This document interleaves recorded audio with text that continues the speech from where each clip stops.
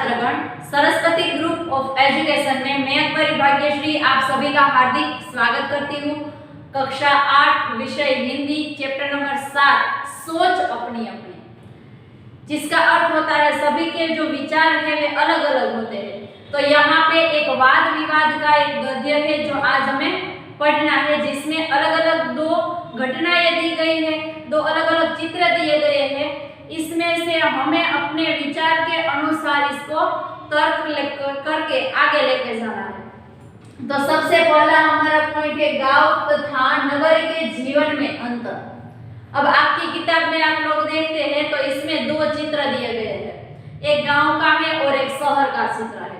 अब इसके आधारित पर यहाँ पे ऐसा होता है कि हमें अपने विचार प्रकट करना है कि गांव का जो जीवन है वह किस तरह का होता है, इसमें कौन कौन सी अच्छाइयाँ हैं, और दूसरी ओर दूसरा पहलू यह है कि शहरी जीवन। तो सबसे पहले हमारे सामने जो किताब है इसमें चित्र दिए गए हैं।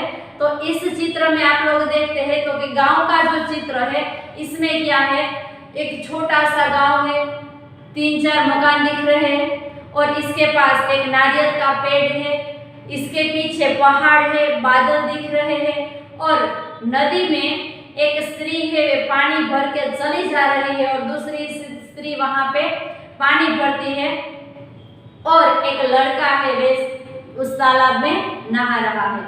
और बीच के तालाब के किनारे आपने देखा तो इसमें एक कुम्हार है वे मटका बना रहा है और इसका एक छोटा सा बच्चा उसके पास में बैठा है।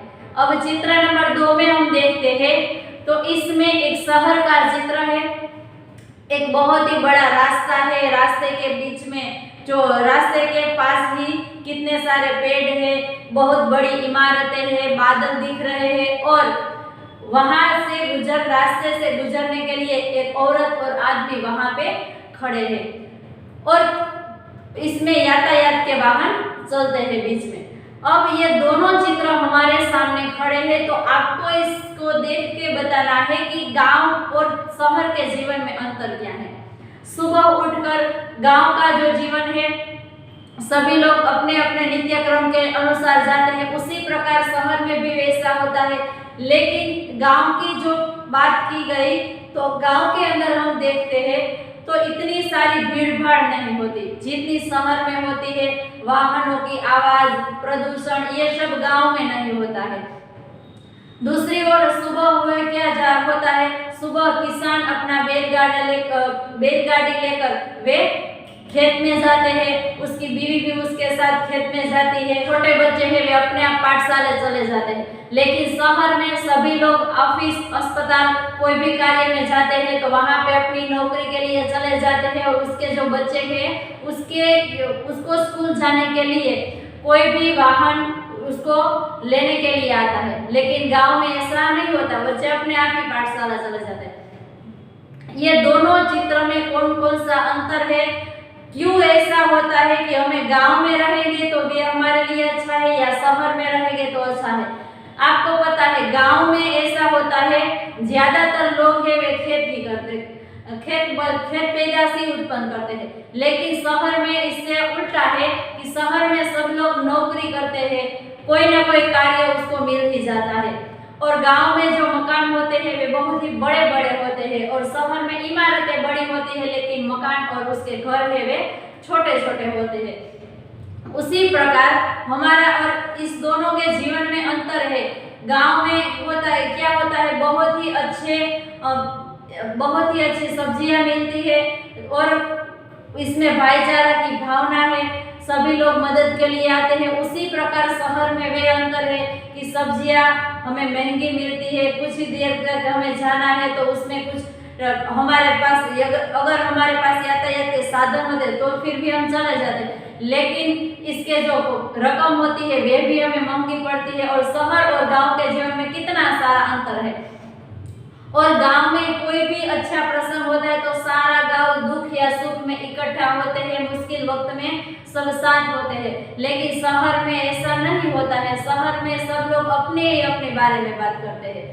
जिस प्रकार गांव के लोग एक साथ इकट्ठा होकर सभी कार्य में उसको मदद करते हैं। ऐसा शहर में ऐसा नहीं होता है, क्योंकि शहर में विभक्त कुटुंब बढ़ गए हैं। और गांव की बात करें तो गांव में सभी लोग एक साथ बैठकर खाना खाते हैं। यहाँ पे दोनों चित्र में बहुत ही बड़ा अंतर है। और उसके बाद हमारा जो दूसरा पॉइंट है तालाब का पानी। तालाब का पानी, इसके बारे में क्या बात की गई है कि तालाब का पानी क्या पीने के लिए योग्य है, यदि नहीं है तो क्यों। पहला पॉइंट था दोनों चित्र में अंतर क्या है, और दूसरा है गांव तथा शहर का जीवन में क्या अंतर है और तुम्हें कौन सा अच्छा लगता है। आपको कौन सा जीवन अच्छा लगता है वे आपके विचार अनुसार आधारित होता है। और तीसरा पॉइंट है तालाब का जल पीने योग्य है, अगर हम बोलते हैं नहीं तो क्यों। क्योंकि तालाब के जल वो होता है वहां पे पीने योग्य तो नहीं होता है, क्योंकि बच्चे नहाते हैं, कुछ लोग है वे कुछ स्त्री है वहां पे कपड़े धोने के लिए आती है, इसमें रासायन प्रदूषण वाला आदि पानी है वे प्रदूषित हो जाता है, बहुत गंदा हो जाता है, इसीलिए वे पीने के लिए योग्य नहीं है। कभी ऐसा होता है कि वहां पे पास में ही उद्योग होता है, तो उद्योग का जो पानी होता है, इसका जो धुआं होता है, इसकी वजह से वे पानी है वे गंदा हो जाता है, इसीलिए तालाब का पानी है वे पीने के योग्य नहीं है। यहाँ पे गांव और शहर के बारे में जो दोनों अंतर बताया गया है, तो आप लोगों को भी गांव और शहर के बारे में जो भी आपको अंतर दिखता है, गांव का जीवन कैसा है और शहर का जीवन कैसा है, उसमें आपके विचार प्रकट करना है। उसके बाद का जो पॉइंट है कि नीचे दिए गए मुद्दों के आधार पर विज्ञान वरदान या अभिशाप इस विषय के पक्ष पर अपने विचार और कारण प्रस्तुत किया जाए। विज्ञान हमारे लिए वरदान है या अभिशाप, यानी कि हमारे लिए जो विज्ञान है, वैज्ञानिक उपकरण है, हमारे लिए वरदान रूप है या शाप रूप है। ऐसा कई प्रकार ऐसा होता है, कभी कभी वरदान भी बन जाता है, लेकिन कभी कभी हम उसका दुरुपयोग करते हैं तो वे हमारे लिए शाप रूप भी बन जाता है। इसीलिए वैज्ञानिक के उपकरण है, इसका हमें सही तरह से इस्तेमाल करना चाहिए। कभी कभी ऐसा होता है हम इसका दुरुपयोग करते हैं तो वे हमारे लिए शाप बन जाता है।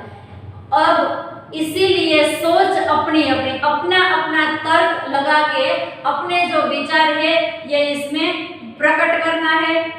तो छात्रों आप लोगों को भी ये तो वाद विवाद का ही चित्र था, दोनों में जो गद्य था, दोनों चित्र में जो अंतर थे वे ही बताया गया, इसके आगे इसमें कोई कहानी नहीं। तो छात्र 2 पॉइंट के बारे में हमने देखा कि गांव या शहर का जो नगर का जो जीवन है इसमें क्या अंतर है, गांव का जीवन योग्य है या शहर का। और इसके बाद है तालाब का पानी है वे पीने योग्य है या नहीं, अगर नहीं है तो क्यों नहीं है।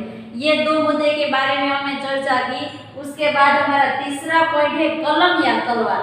तो कलम या तलवार यानी कि यहाँ पे एक यह मुद्दा है कि कलम या तलवार में दोनों में से शक्तिशाली कौन है। आपके मन से यह दोनों में से शक्तिशाली कौन होता है। अगर आपको यहाँ पे लिखा है कलम और तलवार तो आपको ऐसे ही बोल देंगे मैम तलवार है ना वे बहुत ही शक्तिशाली है क्योंकि कलम बहुत छोटी है, लेकिन नहीं, तो आप लोग गलत है। कलम और तलवार में दोनों में से शक्तिशाली कोई है ना तो वे कलम है, क्योंकि जहाँ कलम और तलवार में हम क्या करते हैं, सब लोग क्या करते हैं युद्ध करने खेलने के लिए काम आती है, युद्ध करने के लिए जाते हैं तभी तलवार काम आती है।